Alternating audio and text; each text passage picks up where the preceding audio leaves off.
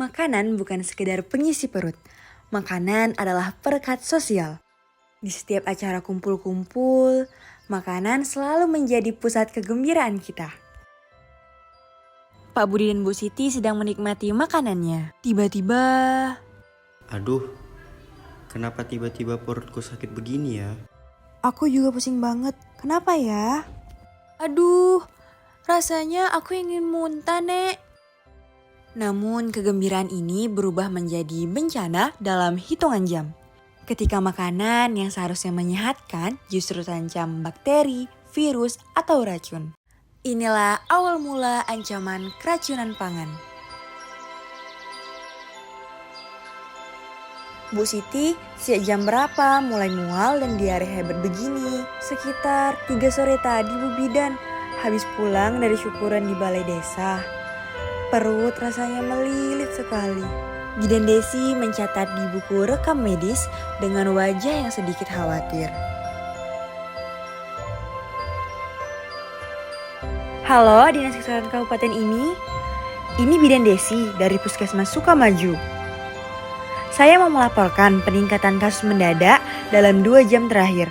Ada 15 pasien masuk dengan gejala sama yaitu muntah, diare, dan kram perut. Semua mengaku baru pulang dari acara di balai desa. Memohon arahannya.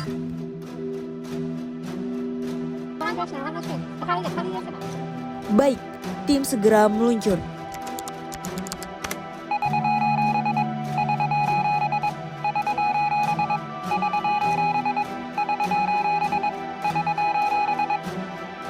Inilah sistem kewaspadaan dini atau SKD. Laporan Bidan Desi mengaktifkan radar kesehatan kita.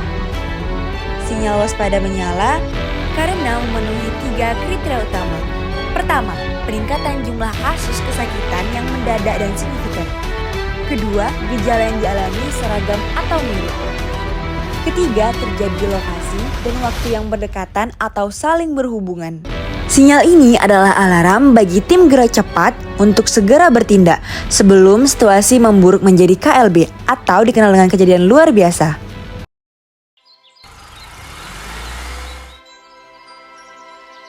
Tim, kita bagi tugas. Tim 1 fokus pada penanganan medis darurat di posko kesehatan. Sementara, pastikan tidak ada yang dehidrasi berat. Tim 2 ikut saya untuk investigasi lingkungan dan pengambilan sampel. Dokter Andi mewawancarai beberapa warga yang sakit dan yang sehat. Mencatat makanan apa saja yang mereka makan. Ini namanya investigasi epidemiologi. Yang kedua, pengambilan sampel lingkungan.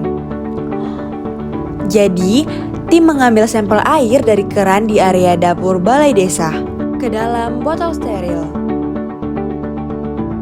Tim mengambil sisa-sisa makanan dari meja dan memasukkannya ke plastik steril terkunci.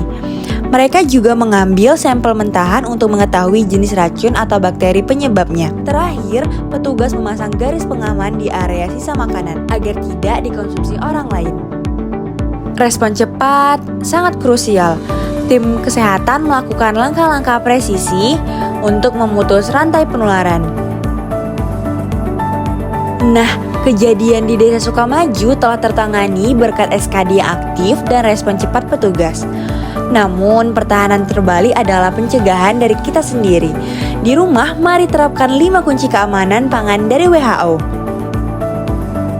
Pertama, cuci tangan dengan sabun sebelum mengolah makanan dan pastikan area dapur selalu bersih. Kedua, gunakan peralatan terpisah. Jangan biarkan bakteri dari daging atau ayam mentah mencemari makanan. Ketiga, masalah makanan hingga matang sempurna, terutama daging ayam, telur, dan hasil laut. Keempat, jangan biarkan makanan matang di suhu ruang lebih dari 2 jam. Simpanlah di kulkas atau panaskan terus di atas suhu 60 derajat Celcius. Kelima, cuci buah dan sayur serta bahan segar agar selalu bersih dan aman. Kerjasama kita kunci kewaspadaan dini. Jika muncul mual, muntah, diare atau pusing setelah makan dari sumber yang sama, segera lapor ke puskesmas terdekat. Jangan tunggu parah, lapor cepat bermanfaat, selamatkan nyawa, wujudkan Indonesia sehat dan aman pangan.